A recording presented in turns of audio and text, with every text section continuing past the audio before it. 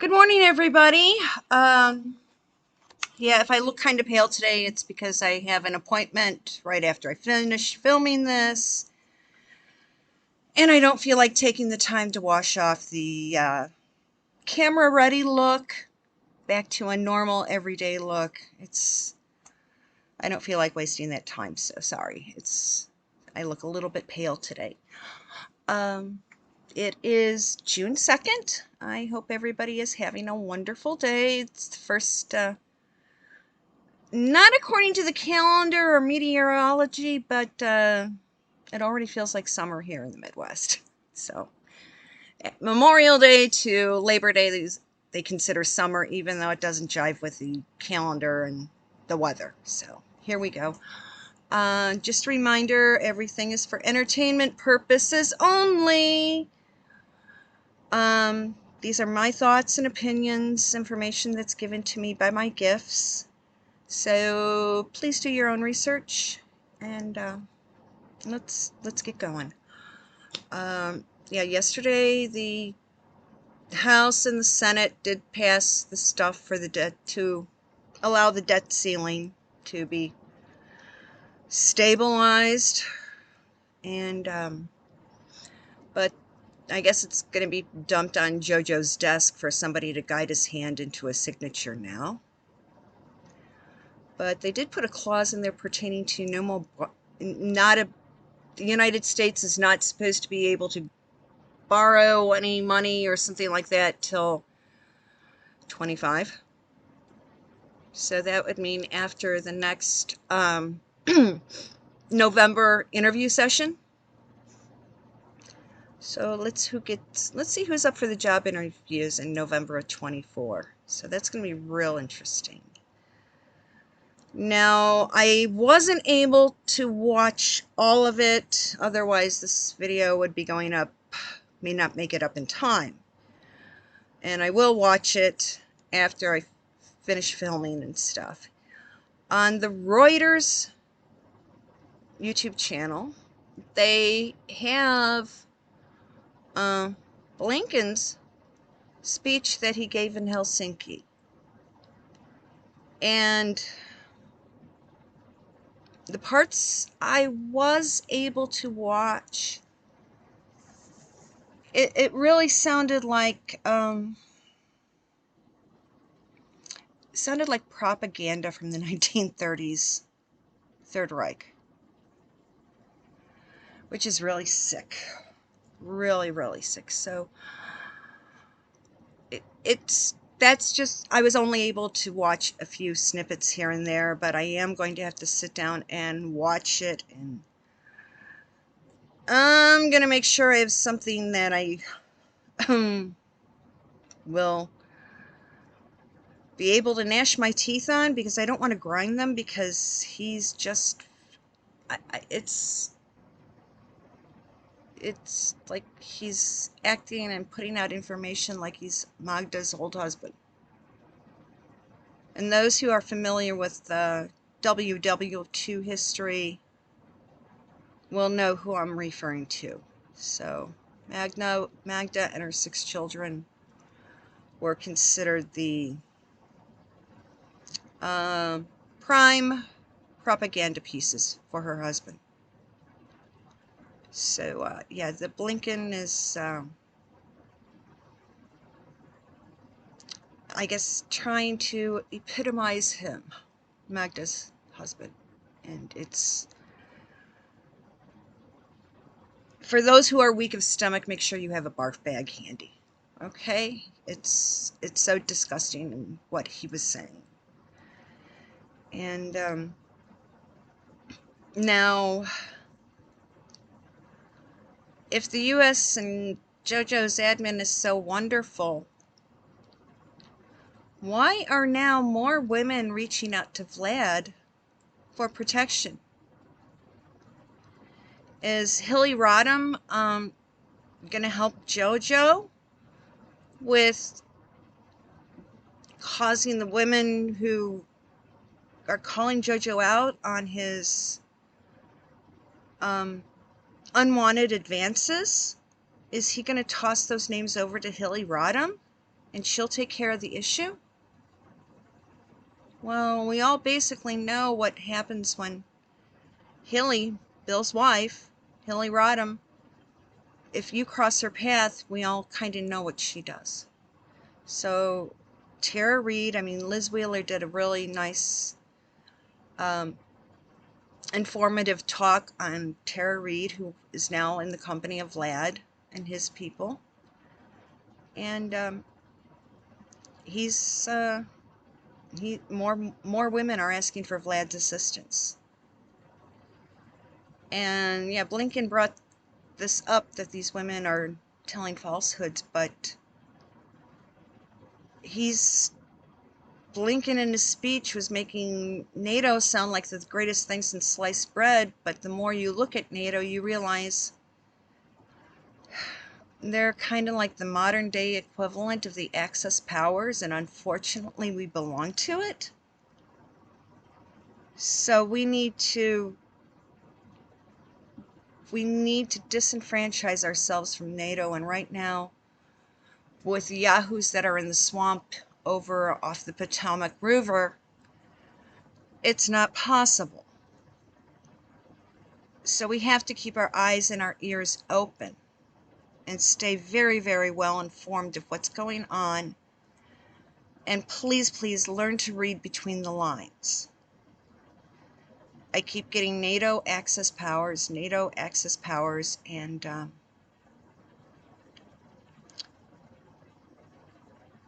Blinken is basically, yes, the equivalent of old Magda's husband.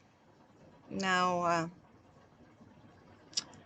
the Telegraph, they put up an interview with this guy, Michael Anton, because he wrote an essay comparing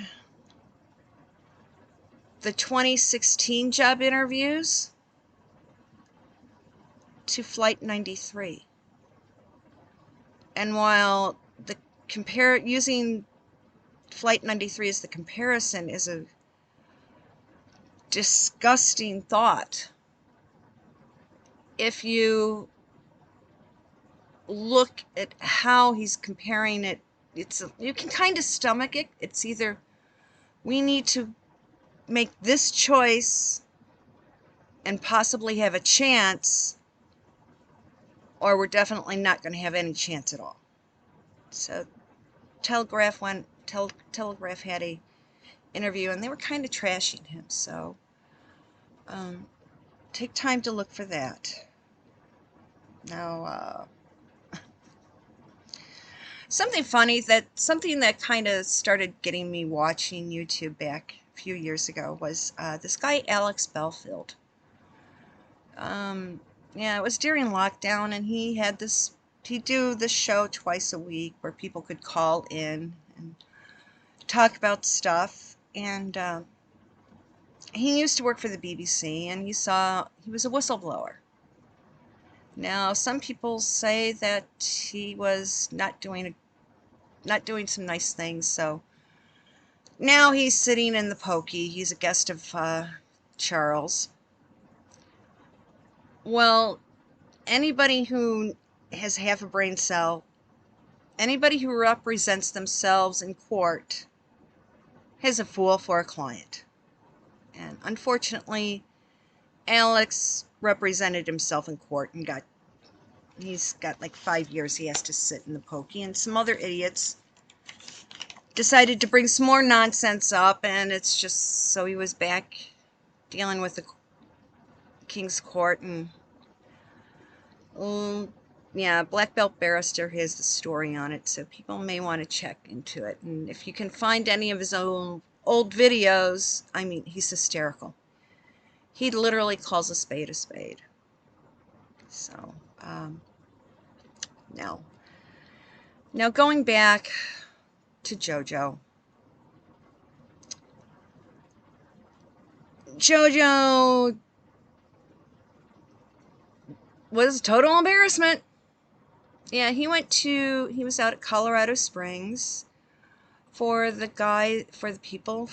men and women who were graduating from the Air Force Academy. Not only did his speech really, really, it was disgusting. And it basically, between the lines, he ridiculed all the members of our proud military who were graduating from the academies. He basically ridiculed all the Air Force graduates. Well, karma bit him in the butt super fast. Because when he was leaving the podium, he tripped and fell right on his face. And by doing so, a lot of people just started laughing and cheering about it. Well, now, JoJo's feelings were hurt that all these graduates laughed at his fall. Guess how JoJo's dealing with them? They are going, supposedly, they will be using facial recognition of all filmed footage of the graduation ceremony. Any person that was seen even with the slightest smile on their face to a full belly laugh, those people will be identified. And the IRS is going to do a full investigation on their taxes. So I guess if you laugh at something of JoJo's foibles, he's going to sick the IRS on you. They'll have fun looking at my taxes. I'm on disability. I live at below the poverty line. I have disability, and I do depend on government services. So, hey, folks, I'm not monetized on this channel, and the way my numbers fluctuate, it would probably take another 2 to 3 years before I have enough a stabilized subscriber base to even think about being monetized. Who knows if YouTube is going to be around that long? So yeah, I mean, if you want to, if the IRS wants, they've already come after me twice. Once right after I filed that major sex discrimination lawsuit, they came after me. Hey, I don't care. I've been doxxed. IRS has come after me. Trade union comes after me. Yeah, they have their little person who's affiliated with Black Lives Matter. They use her to get to people to dox me. And I've talked about that before, so I just laugh my butt off.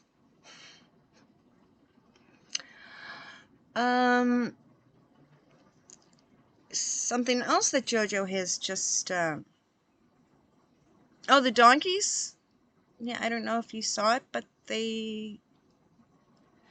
right now, they've already have given over $490 million to the Big Red Sea. And with this new piece of legislation that went through pertaining to the debt ceiling, I guess JoJo has authorized our government to give the Big Red Sea another over $1 million, close to trillion.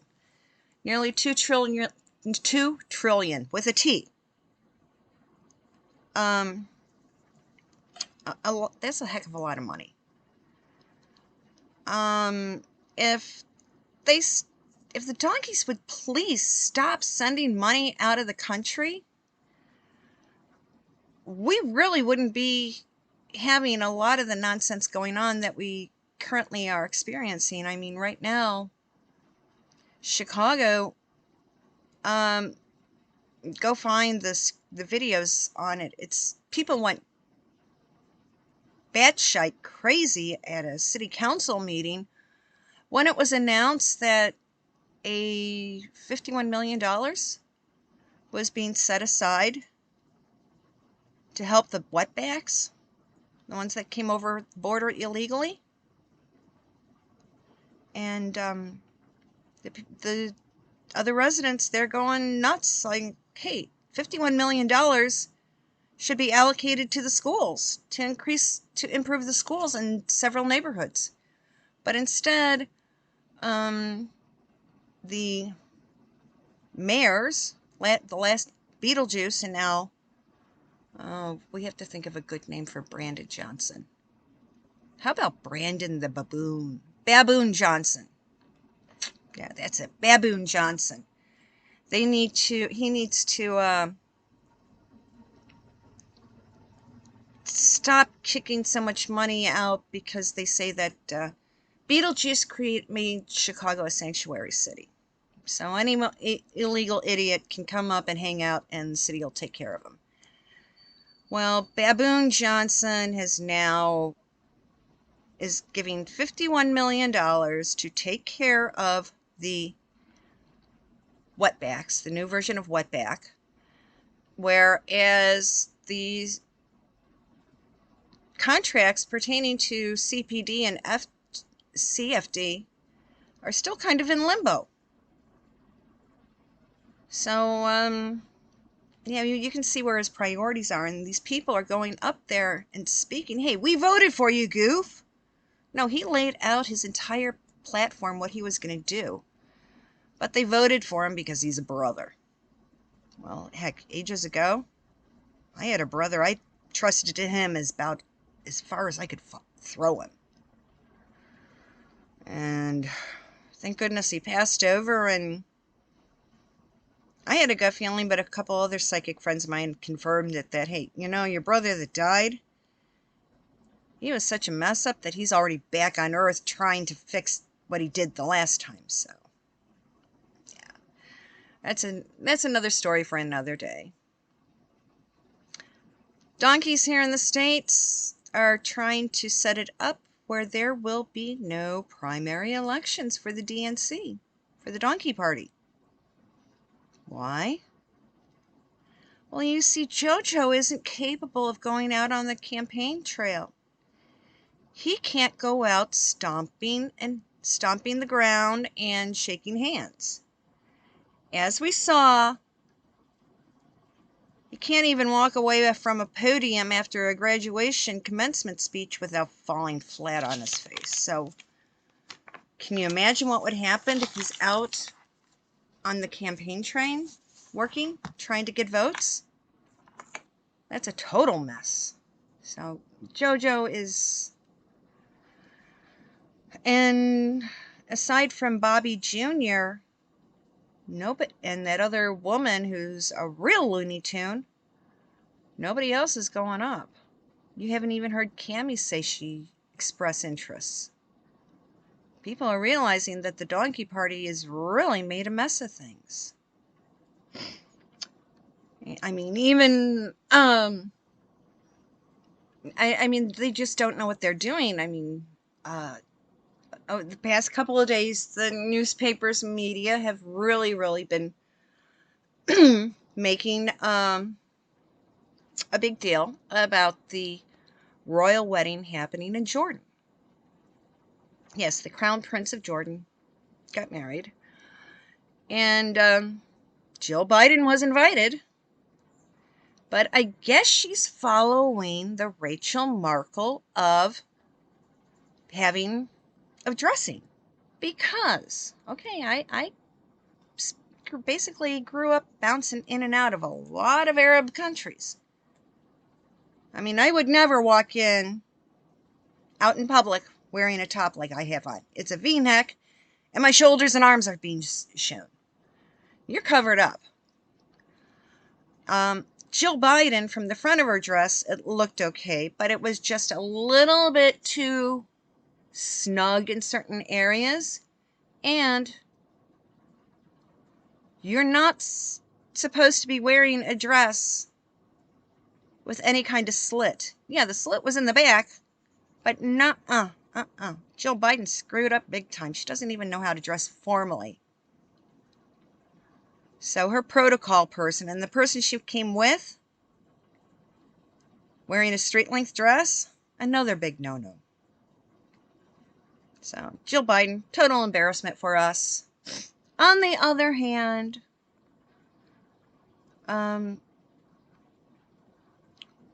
I'm sorry that the Berta Blonda trashed the dress that Catherine wore. Catherine, Princess of Wales, wore a dress by the designer Elie Saab.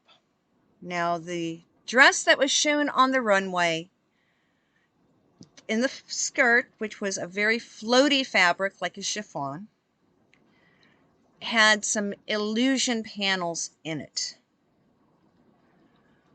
Well, Catherine, a silk chiffon dress in the middle of summer in, June, in an Arab country.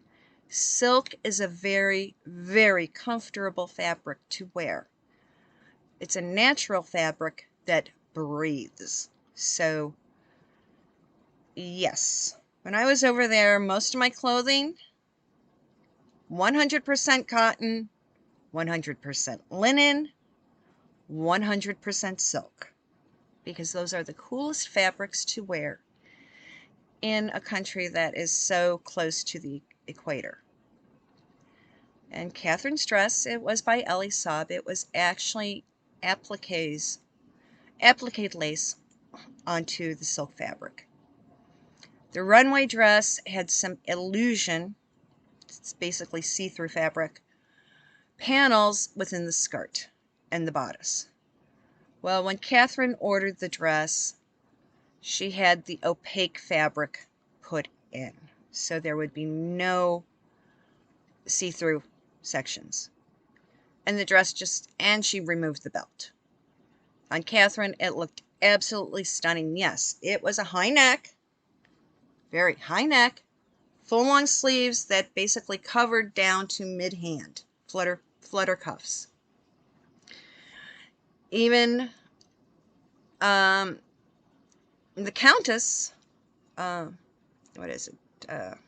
or something like that, otherwise known as Princess Beatrice, followed protocol and wore also a dress that was not super clingy, but again, had a high collar and long sleeves. Now, when you're going for a Muslim wedding like that, which is extremely high profile, all women need to wear a dress that basically covers everything. It's out of respect and modesty. Now, for the after party, the reception, the necklines were a little bit lower. You could see Catherine, you could see her collarbone, but it wasn't low cut. And it was a little more glitzy. It was embellished. I think it was embellished lace. So Catherine stayed with a dusty rose pink. And Beatrice went for the, what was it? I think she wore a cream dress with black accents. And then for the evening, her dress was of a lilac, which the neckline was a little bit lower, and Beatrice's dress was a 3/4 length sleeve, but still a flutter, so it came to her mid forearm. So maybe a few inches of her lower arm were shown. Still very modest. Catherine, of course, wore the Cambridge tiara. I can just imagine what was going on in California on that one. And Beatrice wore the York tiara. It was, yes, the tiara that was put on loan to her father for the Duchess of York to wear. Well, it's still on loan to Andrew for when his daughters are attending certain functions and they need to be wearing a tiara. So, of course, Beatrice wore it. And people are going, well, gee, it's like if Henry and Rachel had stayed in the UK, they would have been in attendance instead of Beatrice and Eduardo. People, when Beatrice got married, she married a member of Italian nobility. When she's outside of England, she's a countess, not a princess. The only time that she is considered a royal princess is when she is within the confines of the Commonwealth. Once outside of the Commonwealth, especially in other parts of Europe, she's a countess. She is the Eduardo is a count, and I think when an older member of his family passes on, he may be elevated. His title may be elevated further. So hey, she looked good, and what was ironic that I saw, and then I started snooping around some more, because Catherine is so well thought of, and her parents actually, everyone makes a joke saying, oh, she's nothing but the daughter of a flight attendant. Well, Catherine did spend a few years living in Jordan because her father did work for an airline. He was basically the big boss for that airline in Jordan. And so Catherine was born in the 80s? Now, during the 1980s, I was a young adult bopping around the Middle East, and I think I may have run into Mike Middleton at the airport, walking around. I mean, my dad was pretty high up in aviation, so yeah, I probably did bump into him and didn't think twice about it. My dad was with one group, and we were with the Americans, and he was UK. Yeah, we played nice, because hey, it's like we could talk in English, although two different dialects. But yeah, when you are a bigwig with one of the airlines, especially back in the 80s, you do cross paths with the royal families all the time. So it would not surprise me in the least if Queen Reina and King Abdul, if they had interaction back then as young adults with Mike Middleton. So it just makes sense that, okay, Catherine's coming because she's married to William, but hey, back in the 80s, hey, he always took care of us on the flights up and back and forth from Amman to London. So since those are Catherine's parents, let's invite them too. Hey, yeah. So, of course, that makes sense. Old business dealings. And if people are good to one each other, if you're good friends with people who live in those countries, you know what? You got a friend for life. And I do. And some of the gals that I knew back in the 80s when I was living over there, Chicago has a big Arab population. Some of the gals did marry guys, and they now live here in the Chicago area. So, I mean, I remember right in 14 after I had my accident, I was literally bedridden. I mean, one of the gals called me up and asked me, she goes, "You sound horrible, what happened?" And I told her. And she's like, "Oh my gosh." And a few days later, I'm hearing my buzzer go off at my apartment. I'm like, what's going on? I managed to go and answer the buzzer. I'm like, who is it? And it was her, my friend from Saudi, from Jeddah. She goes, "If you've been laid up, your house is a disaster, and you probably don't have any good, all you have is fast food in the house." I'm like, what? She goes, "Let me up." Literally, she and two of the other women came in because my house looked like a disaster.